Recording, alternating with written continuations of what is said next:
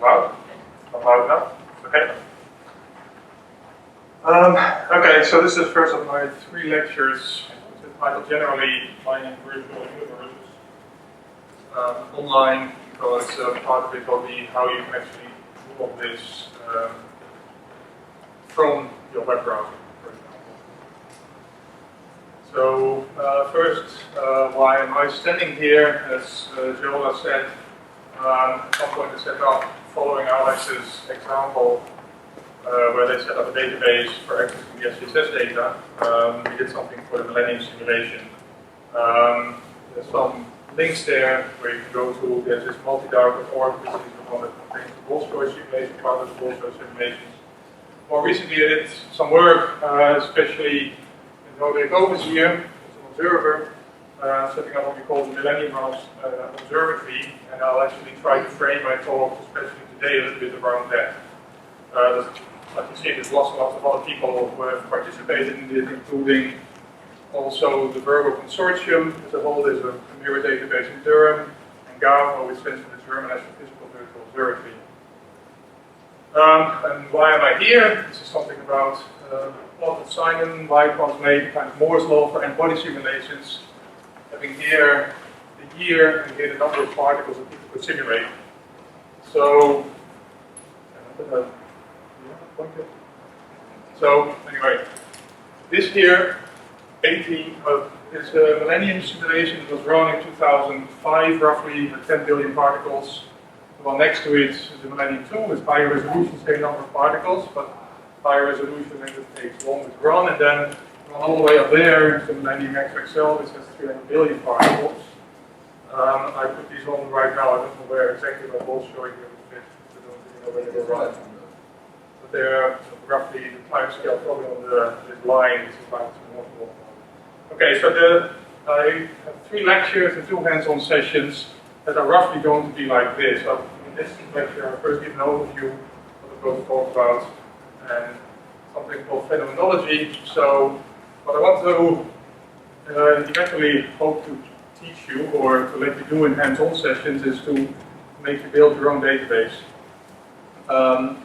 And from simulation data, from data that hopefully you're going to create in the hands-on session with Darren and Risa, using simulations that are already stored in the database, also locally here.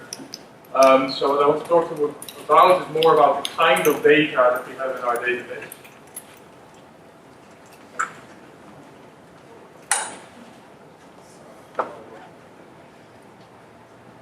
So today I'm mainly going to talk about the kind of data that we have in our database, and in particular why it is so useful to have a relational database. We'll focus on it later, but it's because all the data is so much interrelated. So today I'll go about this, and in the new part is here that builds in our image data. This is more part of this Millennium Observatory. So then next lecture will be something like, why is it useful to put these things in a relational database? What is a relational database? What are tables? What do you do with them?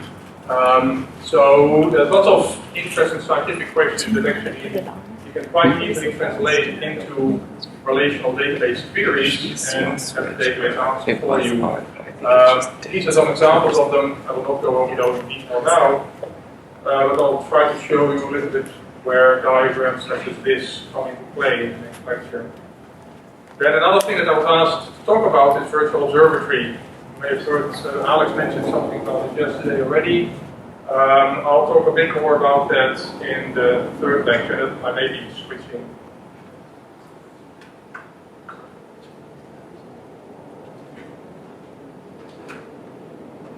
I'll just keep talking, I guess it's loud enough. So this is a slightly updated diagram from the one Alex showed me yesterday.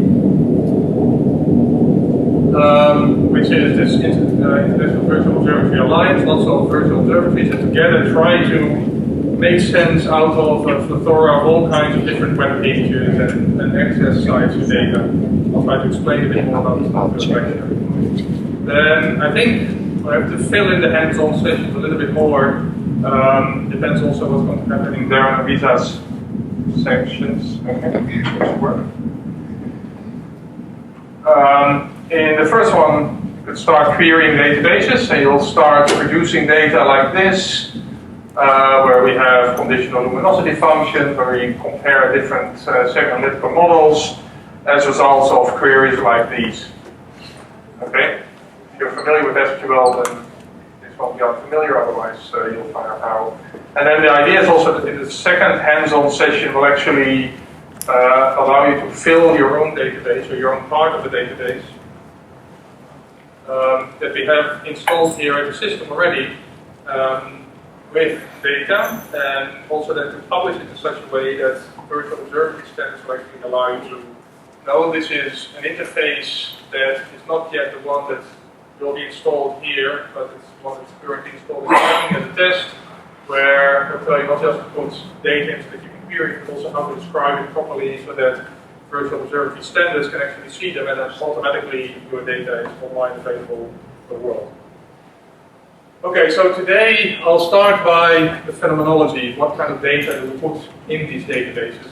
And as I said, I'll frame it a bit around this idea of what we call the Millennium Run Observatory, which is really more a framework for how we think it would be useful if lots of people who have their simulations would publish their simulations to the community, what to do with it. So it's just, again, the same thing. I'll go over all of these. So there are broad simulations, there are clusters, there are merge trees. Luckily, Joel has already told a lot about this morning, so I can skip some of my slides or go through them quicker because I have too many anyway. So I won't read all of this. It's actually the conclusions of the recent paper with that Roderick, first author of, and there's lots of other people who all helped build this thing.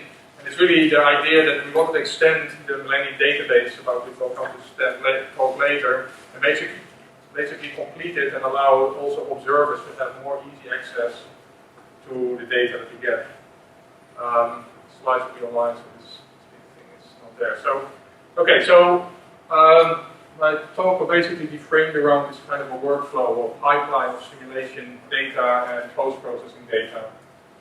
Here, the black boxes are the actions that you do, simulations you run, post-processing that you do, and they produce the red boxes here. So I'll start talking about basically all of these today. The links between the red boxes are real physical relations that exist in the data, and since we will have lots of these data actually available for querying, this is again where the relational database comes in this element, if you can ask questions joining the results of different processes. Okay, so we start with simulation. This is the raw cosmological dark matter simulations that we ran.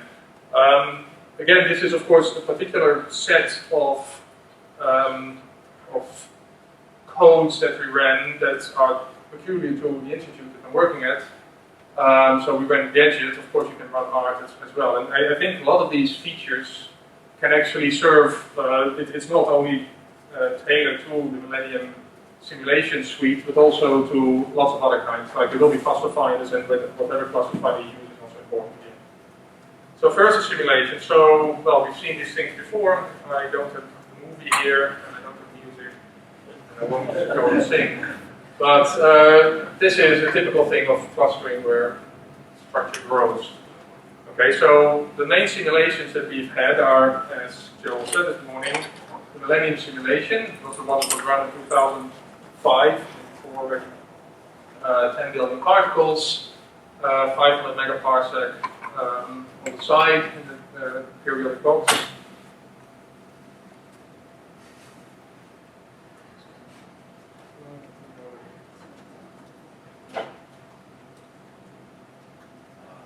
So then a couple of years later, the Millennium 2 was run, which is a box that's 5 times smaller, same number of particles, so the mass resolution is 125 times higher. This is also to see how well the results would match to each other. So then, more recently, we finished the Millennium XXL, which is 300 billion particles in the box, 3 gigaparsecs on the side. So the mass resolution is about 6 times lower than that in the Millennium itself. This is a lot of data, as Alex already mentioned yesterday as well. I mean, the total amount of data would have been about 700 terabytes if we stored all the particles, and we don't have that space. Supercomputer had it for a short time, but so post-processing, cluster finder, and all of that had to be done online while the simulation was running. Other institutes here might be able to store this, we were not able to do that. So actually, the raw snapshots are only stored 4 of those, at ratio 0, 0.3, 1, and 2. But we do have Halo catalogs for the whole, all the time sets that we have, the same 64 that we had in the Millennium as well. So just as a first demo, so this is, sorry, I'll just zoom in through where I want to be.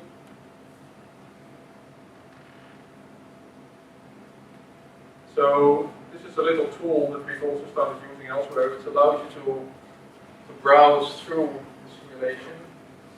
Actually, this is a little bit Google style. So we have an interactive version of this where actually you can click on a halo and data will come back about that halo, etc. We still are looking for science cases that make this go beyond just nice outreach. Okay, but so, because this is such large data that you have to come up with special ways to look at this. Okay, so those were the main, just a simulation. They were all run with gadgets, and they produced collections of particles. Those particles generally we don't have in the database. For a smaller version, that's so-called millimillennium, we have particles in the database, also locally here. So we can start doing some queries with that. As you know, particles, when they are running a simulation, they cluster. They form clusters, halos, and one of the first post-processing steps is to do cluster finding on the simulation. So there are lots of cluster finder algorithms.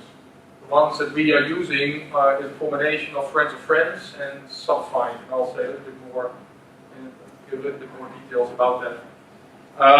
There are cluster finder algorithms that you'll probably be using here actually as well in Peter Baruzzi's hands-on sessions. This Rockstar algorithm. So the thing is that all halos that they find are basically collections of particles. And so they should fit in the same framework, obviously. It will actually be an interesting exercise to start comparing the halos, the clusters that are found by the friends of friends and subfind algorithms with the ones from Rockstar. We'll be able to start comparing them in the database. Okay, so maybe most of you know this, what's friends of friends. You define a kind of a linking length, which is often taken to be 0.2 times the mean interparticle distance, and then you take a particular star halo here, you look at all the other halos that are in the same, within a sphere of the distance, and if one of your friends has friends, it'll become your friends, and it's friends of friends. So if you don't find anything else, then you have your one cluster defined, and you can do that again, and generally you take a minimum number of particles if you want to have in a group, often 20.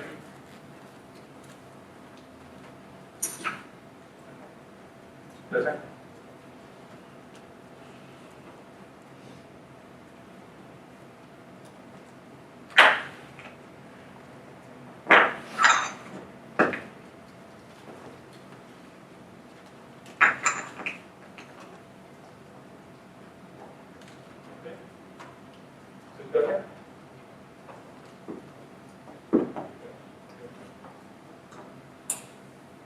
Okay, so that's typical friends of friends. It's a nice, elegant algorithm.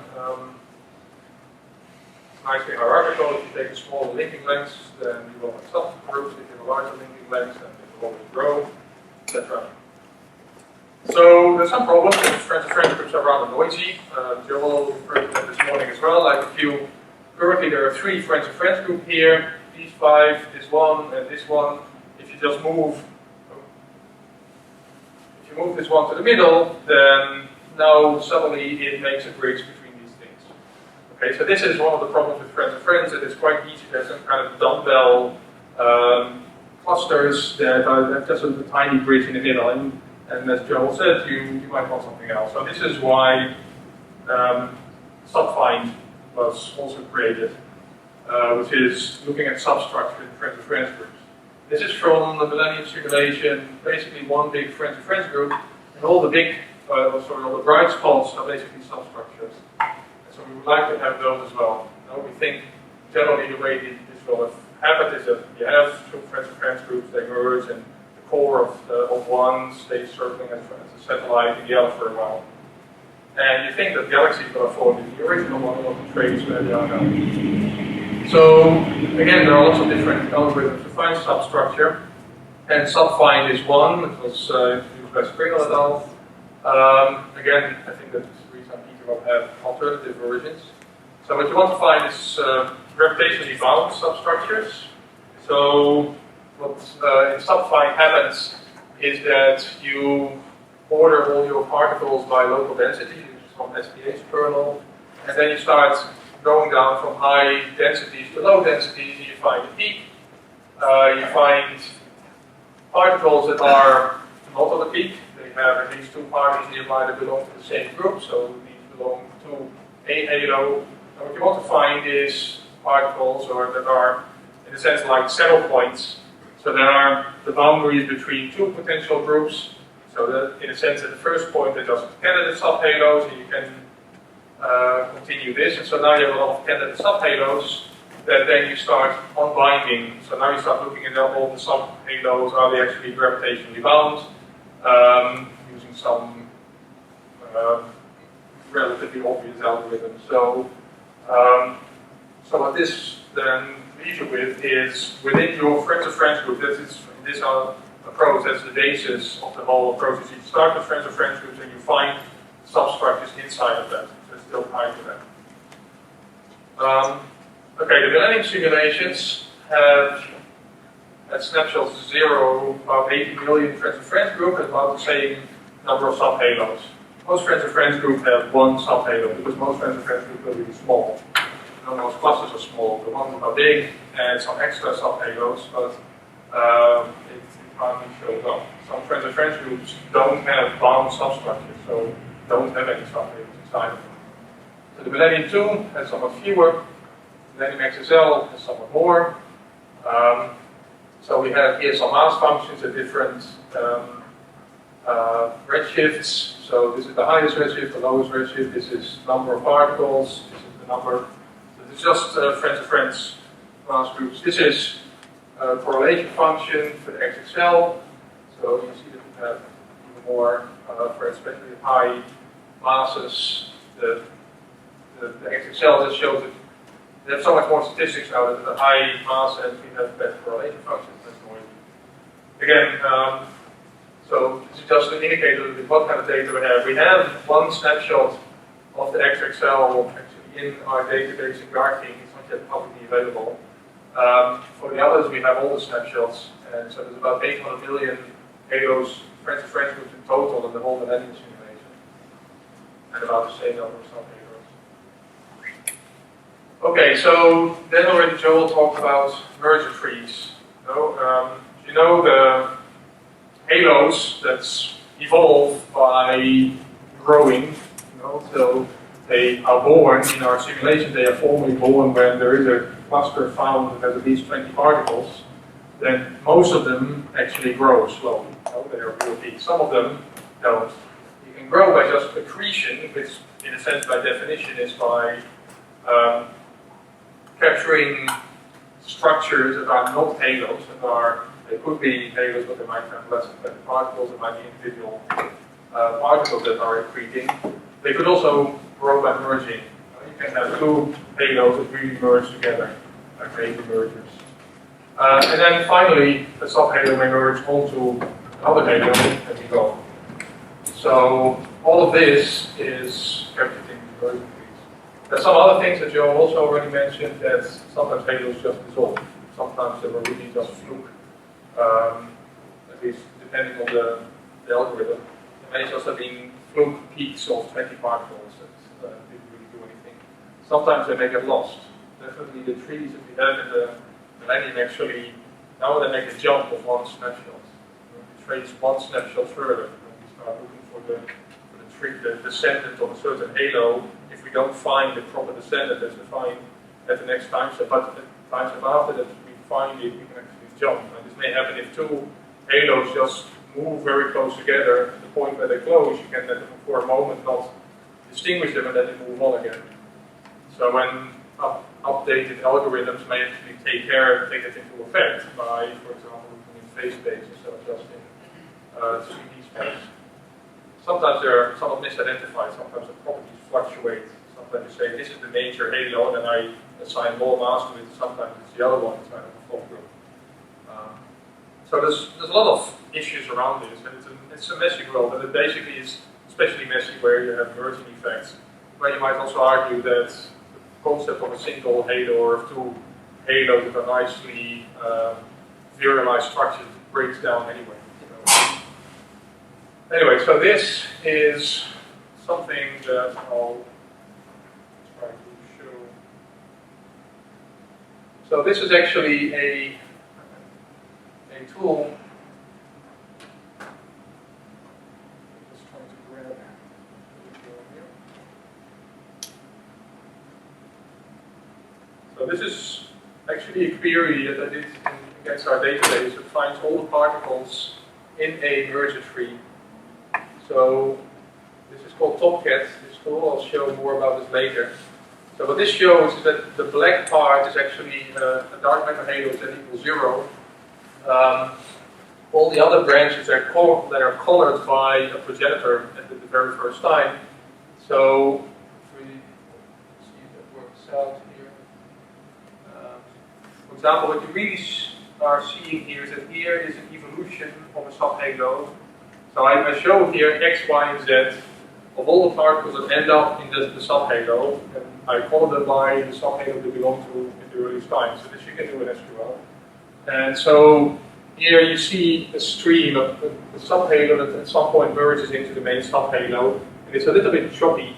So these are tiny subhalos, particles in these subhalos at individual time steps. So I show all the particles in all the different time steps in one shot. Yeah. Is the red the same halo that goes in and comes out and go back in? No, this is just the lack of resolution of my color table. So two red ones that happen to be near each other, but no, they're not in this relation. It's not related. No. So this is a tool that was actually created. Starlink and is mainly maintained right now in the context of the virtual observatory. So.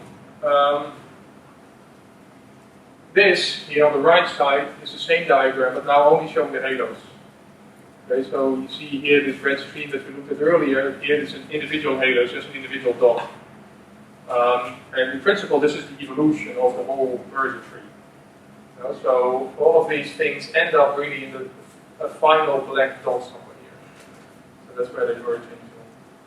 I want to show that one. So merger trees can be very simple. Actually, most of them are extremely simple. Most merger trees are a single branch. They're tiny halos that form and they grow a little bit. They never merge. But the interesting ones, they do merge. And some of them, like this is basically the central halo of a cluster, have a very complex merging history. Now the size of the circle here indicates, so this is time going down. So the final thing is redshift 0. The size is the number of particles. So this is about 100,000 or 300,000 particles. You see there's a very complex merging history. Okay, so again, these are things that we also have. Now, all of these things up to here, actually up to here, we have in our database. And we have, apart from here, we have a version of this in the database locally that we're working with. And how we store all of that, in particular the merger trees, there are some nifty algorithms for navigating through them. Okay, so the next step here, after the merging trees, so the merging trees are built on the subhalos, on the fault groups. But after we have the merging trees, we can run the semi-analytical galaxy formation models that Joel talked about also. So, again, I'll just repeat partially, but don't repeat it much more detail in other lectures. The idea of the semi-analytical models is that you take the dark matter merger tree, halo merger tree, as given. So you just once evolve an n-body simulation, you extract your merger trees out of that, and now you start adding baryonic physics to this that you need to start making galaxies.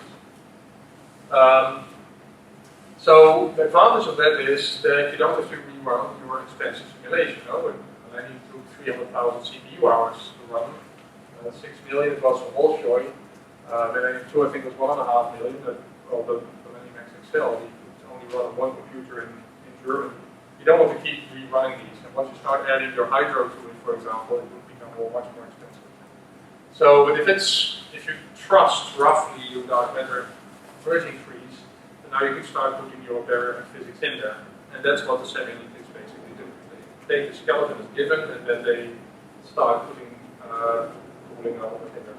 The disadvantage is that there's no feedback of the baryonic effect on clustering, so the galaxy yet.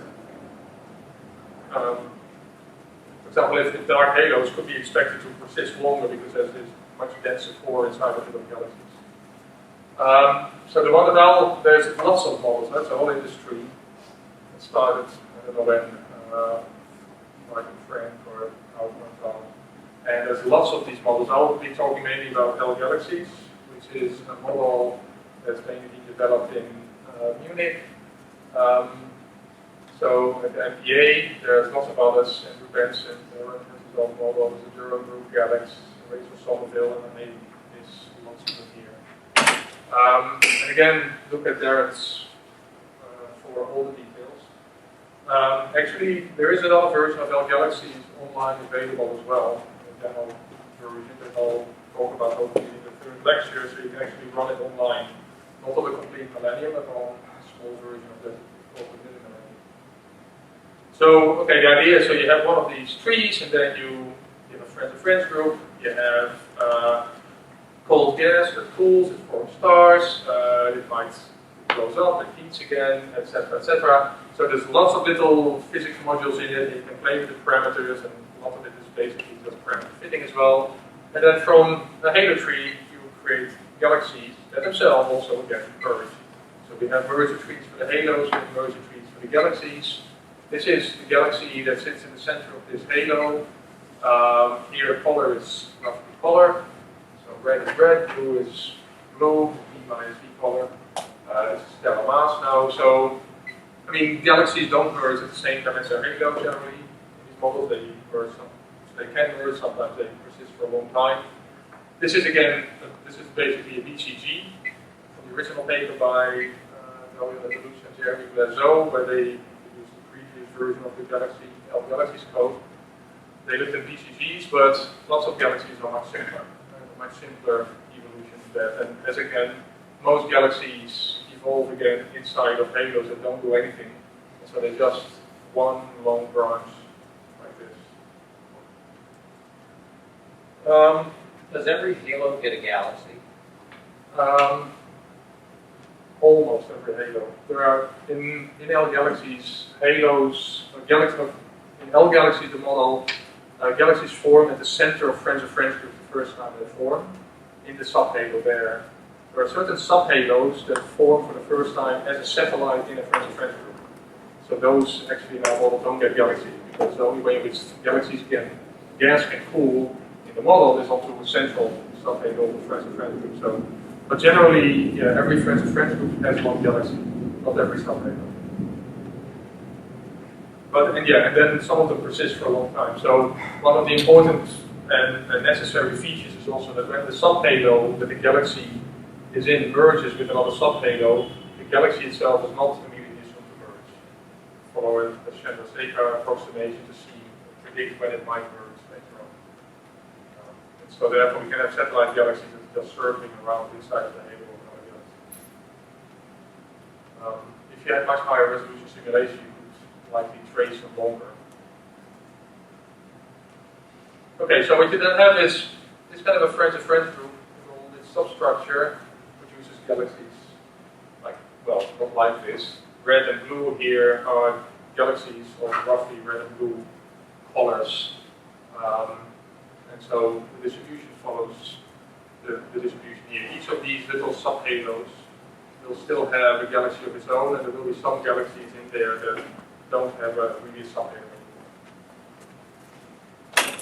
Okay, so the latest model, the one that Gerald proved, the referee, is by Guo et al. From 2011. It built on the one from Belouch-Blazot. So the Belouch-Blazot model had as a problem that they over-predicted small galaxies. So this is stellar mass, this is a stellar galaxy mass function, this is abundance.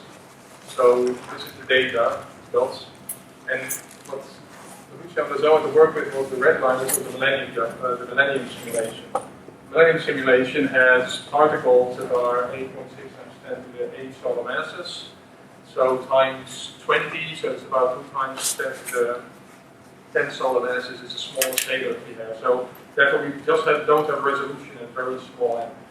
So the red curve is actually the galaxy mass function that we got from the data from the Millennium model. And though it fitted reasonably well here, it clearly over-predicted the low mass end. Apart from here, where because of resolution effects we just missed. So then the green line would be the prediction for their same model parameters for the Millennium 2, which has a much higher, it's 125 times higher mass resolution. So we can basically go down to halos that are so small that gas won't cool them anymore, which is why they set the limits like that. So then Guo went and actually started updating the model, different effects, different merging recipes, etc. And was now able to fit this much better. One thing also that showed is that still the Millennium, of course, still goes down because of resolution effects. There's still some overestimate here, but it was a better fit to the data. Not perfect. I mean, luminosity functions still are reasonably right, but this is what Joe referred to earlier as well. It's a 2-point correlation function. The blue line is the prediction from the model, and this is the data. So at high masses it's okay, but at low masses and at small distances, like this one halo term, it clearly over predicts the total number of halos. And the idea was that this might be, this excess at small scale might be because we have the wrong cosmology, right? We have a cosmology that is no longer favored. It's too high sigma 8, etc., etc. So what do we do about that? You could just run a new simulation with the new cosmology, and it's actually done. But there is this one box called scaling that Joe will shortly refer to as well. So Olaflo and Simon White, they came up with a way, with a paper called One Simulation to Fit Them All. So you take a simulation, for example the Millennium, which is actually a suitable simulation for this because it has a sigma 8 value that's at a high limit. And what you might want to try is you take the power spectrum of here, the black power spectrum here, is actually the power spectrum in the Millennium. So this is to set the initial conditions. What you would like is to get a simulation that has a power spectrum, for example, the red one, which would be WM3. This is actually at the low end. So now you could just set up a simulation and start rerunning it, that's one way, but what they try to do is to say maybe we can run the existing simulation and actually scale it in such a way, by scaling the size of the simulation and maybe putting it earlier or later in time, in such a way that you could actually reproduce roughly the initial power spectrum. So that's what they were able to show, how you could do that. You just indeed, you use some fit, basically. You just take the power spectrum, you want to fit, say, by scaling it in size, by shifting it a bit. So if I shift the red one a little bit to the left and maybe up and down, or I look at earlier times of evolution, then I could get 2 power spectra that are quite similar. But the interpretation is that if I look at an earlier snapshot in my simulation and I scale it up a bit, it is very similar, at least in large scales, to what I would have done if I had run my other simulation with the original, with the actual, say, WM3 power spectrum. So this is now a fast way to mimic, because it's just a simple scaling of time and space, and therefore of mass of halos, So your halo mass will grow a bit because you say that your box is now suddenly twice as big, well, it's not twice as big, say 10% bigger, the same mass, so your particles will become 30% more massive. So in the paper they show that it worked reasonably well. They have to do something on the large scales if you want to get your baryon acoustic oscillations in the right position. So you do something more to get large scale velocity fields, large scale power right, but at the scales of the Millennium, and especially the Millennium 2, it turns out that that's not even so important. And this is then from this recent paper that Joel talked about. So this is how so now what you can also do is in L Galaxy itself, so in the semi-analytics, you don't even have to modify everything. When you read in your dark matter halo trees, you just scale all the masses by a certain part. You just say, okay, what I thought was redshift 0 is actually now redshift -1, or minus 0.2. So I have to go to an earlier snapshot, and that is now my redshift 0, but now for the rest, everything else works the same. So it's just a simple rescaling. There's some tricky issues, actually, how you scale certain masses and velocities. So what they showed is that it actually is very easy to reproduce the original results almost perfectly, almost including the original problems. So the way that L Galaxies is actually used is that you take your merger trees, you start running L Galaxy, you look at the result, and you fit it to observations.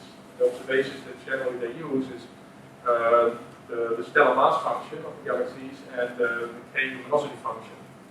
So what they don't fit, for example, not yet, is correlation functions. So, but with the mass function, they get a pretty good deal. And so here, green again is Millennium 2, red is Millennium 1, dashed is WMAP 1, and solid is WMAP. I might have switched it and solid, but they're on top of each other anyway. So basically what it shows is that they can reproduce their original results. And that it was relatively easy to do so. Apparently happens also some kind of a conspiracy that the omega matter is actually a little bit lower in WMAP1, even though sigma 8 is higher. That was going to conspire to make it somewhat easier to actually reproduce the old result. There's a pink line, or sorry, a purple line here. This is actually a rerun of the Millennium with WMAP 7 initial conditions. We'll soon put that in our database as well. Here are these correlation functions that somebody asked about earlier. So again, the lines now actually, when they swapped the solid versus dash and everything, now red is WMAP 1, green is WMAP 7. So WMAP 7, this is this discrepancy, where the WMAP 1 correlation function at small radii was really too high, and green hadn't fixed it very well. In this case, green is now WMAP 7. And this is likely due to the fact that they fit to the stellar mass function. So there's work going on where they actually also fit to the correlation function, and likely then we'll get better. Okay, so we're getting closer. So the next step is actually something where we try to start making the first connection close to real observations. So what semi-analytical models do is they just produce galaxies, in our case, in snapshots. Now we have our 64 snapshots. Each snapshot is a fixed time in our simulation where we have our halos and our galaxy formation models that produce galaxies in those halos. So all the galaxies that you get are at a given redshift, and at an earlier redshift, 0.02, 0.04, 0.08, 0.008. So that there's all the redshifts in between you don't have. So we would like to be able to mimic that. So what we would like is to mimic real observation. When I look in a certain direction on the sky, I get light from galaxies at any redshift from here until infinity almost. So we didn't, since we don't have, in a sense, galaxies at redshift 0.01, it's only 0 and 0.02, we need to do something there. So it's a standard technique that people have done in the past. In particular, we use the code called MOMAF, created by Gerard Lemson as well. What you do is what you would like to do is to look through your box. Also our box is not big enough. Now, if we look at redshift 1, I don't know how big the box is to be. It's much bigger than the 500 megaparsec that we have. So it's also kind of a problem. We would reach the end of our simulation box. Nice thing, of course, is that our simulations in general, all these cosmological simulations, are run with periodic boundary conditions. So in reality, we have a very large infinite universe. And that's, in a sense, what we're doing here. So each little box in here is actually a complete millennium box. And this, the big cube at the outside, is basically this replicated universe. This thing here is a cone that we would like to look at as far as the eye can see. So what we do is we just replicate these little boxes, we just stack them on top of each other, and we just shoot our radius through it. So if our cone goes around the box, you just come back at the other end. Okay. Further, now you also have to take into account, of course, that if you look at higher distances, you also look at earlier snapshots. So the yellow, blue, I hope this is visible. Of course, there I'm not pointing. Sorry about that. Yellow, blue are basically independent snapshots. So if I'm at a distance, the co-moving distance that corresponds to redshift 0.01, which is roughly between 0, which is our one snapshot, and 0.02, then I just start taking the galaxies that I got in the previous snapshot, etc. There are small discreteness effects there, or discontinuities potentially. They're not overly big, and anyway, it's the best that we can do. So, one thing that you have to be a little bit careful of is that if you would look along exactly one direction in the Millennium box, and particularly the smaller the box, the worse the effect is, you would start seeing the back of your own head. What it would look like is actually something like kind of when you drive through the rain, and everything, this kind of perspective effect that you would then start seeing. So therefore, generally what you can do, so originally they solved it by actually, when you replicate, you go into the next box, you actually make a random shift.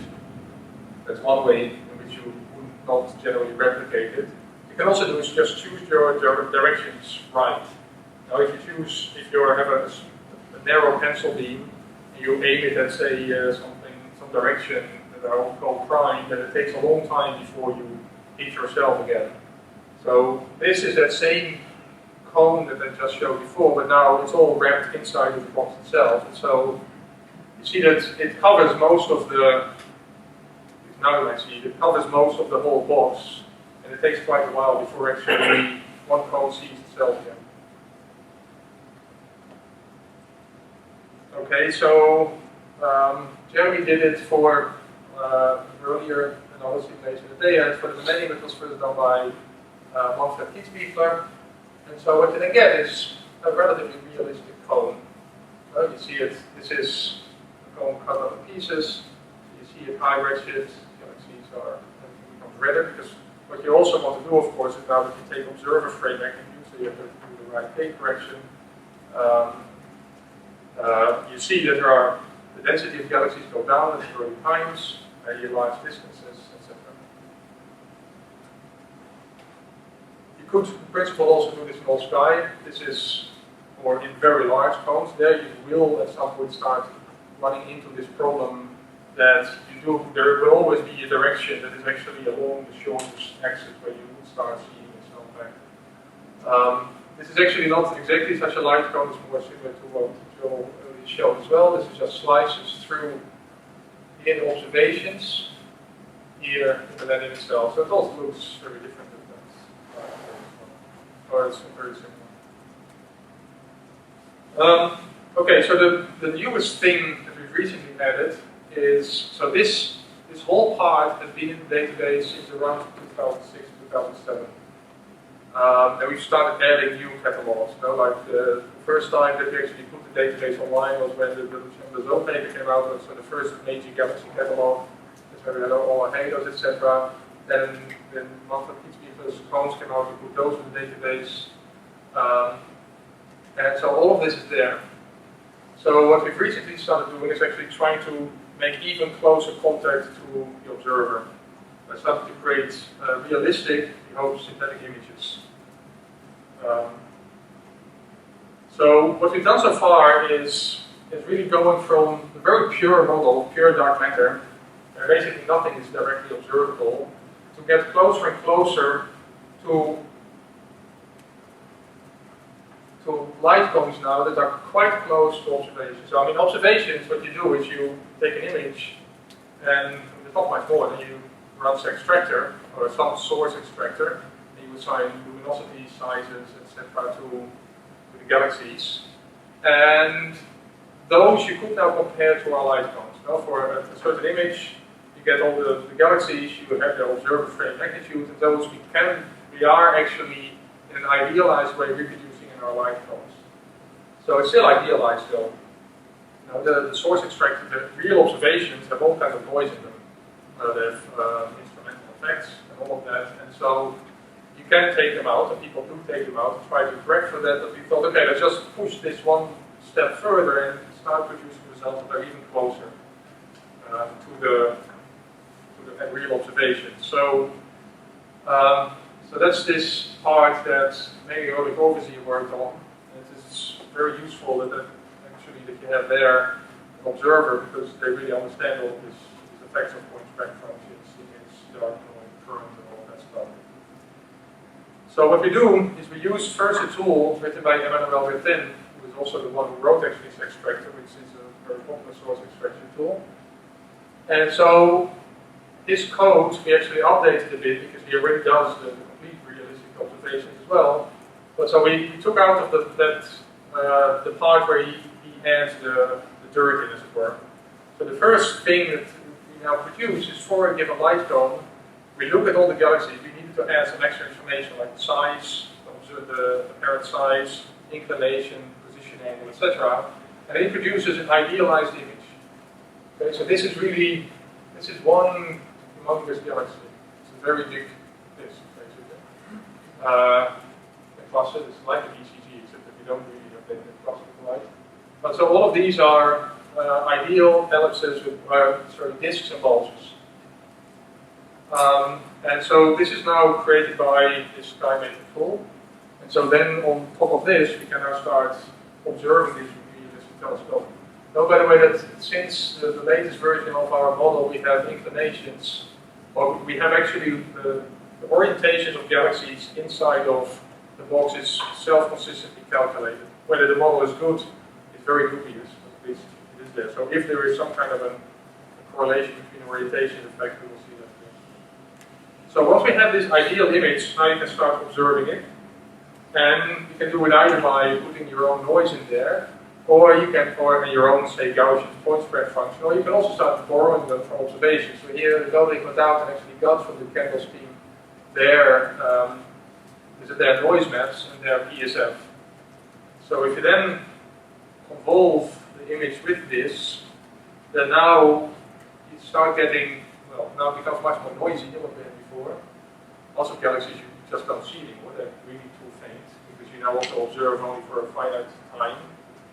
Pixels. So this is a real Kendall's image at this particular band, and this is one of our observed images. If you start looking carefully, I mean, we have a very idealized model, but we have just an exponential disk plus a bulge. Our bulge is spherical. We don't have a model for ellipsoidal bulges, and we don't have dust lanes. We don't have spiral structure and all of that. But so at first face value, it looks real. Quite realistic. So now we can start doing lots of things with this. We can also make follow maps. We observe in multiple bands. So one thing is we can look at just a random direction in a box. Like we have 24 directions chosen in our millennium, and all of them have light cones with different observed in 40 different bands. So most of the bands are in there. So here you can just start zooming in. I mean, our light cone is of course complete. All the galaxies that you could see are in there, down of course to a resolution limit. But we don't miss anything because of observations. They are 1.4 and 1.4 degrees, so there's about 2 square degrees, so there's about 7 million galaxies in there. So if you look, and that's, there's no restriction on the limit. So this is just some random field, and you can zoom in as much as you want. Of course, at some point you just don't see the galaxies anymore because we don't have them in in the millennium. In the millennium 2 we could go much deeper, but there of course the code is much, the box is smaller.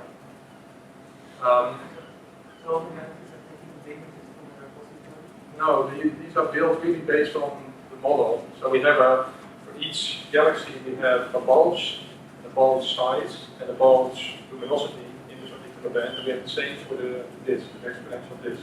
So these are perfect exponential disks that are put there and looked at. So we don't take anything out of it.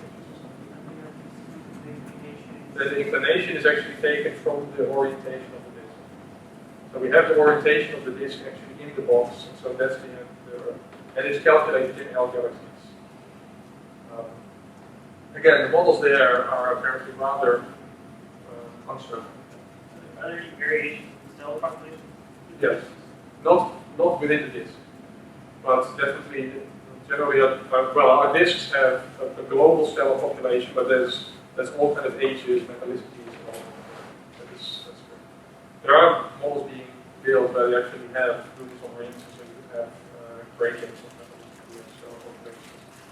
And the bulge is different from the disk, so really distinct components.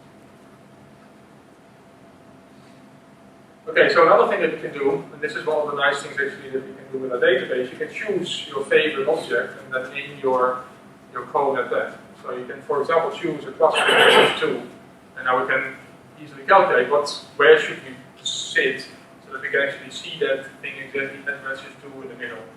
So this is actually a code with all kinds of galaxies done like this. So these are somehow some illustration of our randomly oriented, well, not really random, or in these directions that actually will cover the box as much as possible. So this is really these blue points, or the output points, are all the galaxies inside of the cluster that we want to have. And these are all other kinds of galaxies. So they're just a point, so we don't say anything about luminosity here. So if you do that, and now you can of course also do it from different directions. So now you can actually start looking at clusters from the same cluster from different directions. So you see here the same central galaxy, and these 4 galaxies replicated here. So this is the most massive cluster at redshift 0, but now seen at redshift 0.83. Again, this is something that you can very easily determine. This is a simple SQL query. It says, okay, find me the cluster at redshift 0, the most massive, and trace it back. Where was this thing at redshift 0.83? Now aim from 3 different directions a cone at it, and then look at it. So this is an interesting to see what do clusters look like in different directions, etc. Just to make, yeah. Are there efforts to try to do dark matter lensing with the lens? But we don't have that. No, that would be, especially the cluster, that's an obvious thing that we want to do. One thing again, though, that all of this, really what I'm trying to describe here is not that use these results and do science with it. This is our prediction. This is really more a framework, how you can actually make your data available, what kind of extra data you can add to it, and then later, as I'll talk about in later lectures, how do you make this actually available online? And so, how rich can you make your data set so that everybody can actually jump in wherever they want? You know, you may not trust our way of putting a point spread function for the Kendall's observations on these ideal images, but you might be happy to take our ideal images. They're all FITS files. You can download them and put your own instrument on top of them. You know, so that wherever you want to jump in, it's up to you. I mean, if you want to download dark halo merger trees and start running your own L galaxies on it, then create your own mock images. All of this is possible, but just looking where this workflow, this data flow you are interested in. So, as I said, we have synthetic images that have point spread functions on them for lots of instruments. We have, as I'll show some later, a browser for that. But also the original, the pre-observation image, if you want to call them. So one possible use case is that now we give these realistic images, or we allow people to create them. And what people might want to do is they want to start calibrating their own analysis techniques. So what if I have a real I don't know, DES image at some point. If I can mimic that with a tool like this, then now I can start trying to analyze it the way all my real DES images. And the nice thing, of course, is that we have, for each image here, we know what light cone it came from. We can start identifying, that's this extra step, an image that we have there with an actual galaxy, and we know where it came from. So if you want to do this inverse trajectory where you have real images, you now run extractor on it. So this is now just the source extractor. Then you can start comparing it. Well, what are the properties? So what, for example, does my instrumental effects, what kind of systematics do they have? And so our first analysis of this is where we did this on some of our images. At least Gerard Lemson did this because that's been his work for a while. And this was with our simulated candles images. He ran extractor on it. And so then just did a count of galaxies, so a luminosity function. So first of all, it's also now that you can see we had our perfect light cone. What's a change? And so the black curve here at top are the counts in our exact light cone. And then once you've simulated them with a realistic observation, then you see that you start, especially with the Phoenix, you start missing galaxies. Whatever the reason is of that, we have to really analyze any of this in full. It doesn't really make up for the real candles count. Well, because we're underestimated there because of other model properties. But it may be important to take these kind of things into account when you compare your models to the observations. And there are different ways. Either you correct your observations for all these effects, or you push it through our pipeline one step further, under the idea that it's easy to put dirt in and to take it out, and do the comparison there. I mean, here on this side, so this is the original light cone. So these are color plots.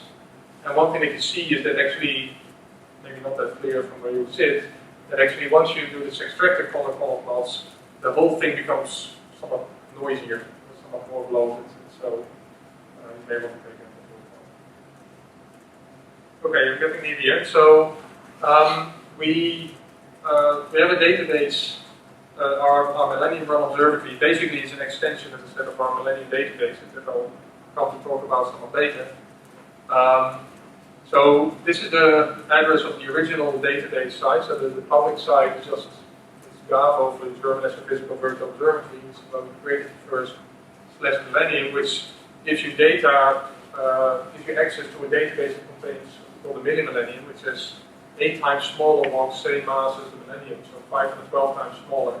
It's actually the same structure, and so you can query that easily. And then if you want to start querying the large database, you can get an account where you can also get an IDD, like Alex talked about yesterday.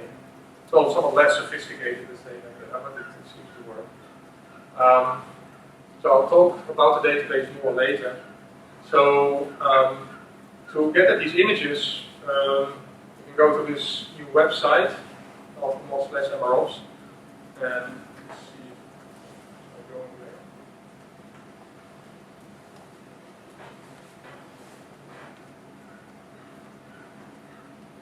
So this is a plain website at the moment. It's still under construction.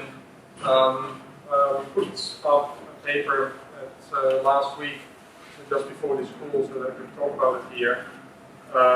So down here is a table with all kinds of surveys that we're trying to mimic. So the particular instruments, observation time, the bands, and all of that. And you can then go and click and, for example, download here all kinds of files. So you can actually have the original catalog that was used, even the SQL that would be used to query it, the pre-observation image, what PSF did we use, what science image did we get out, etc.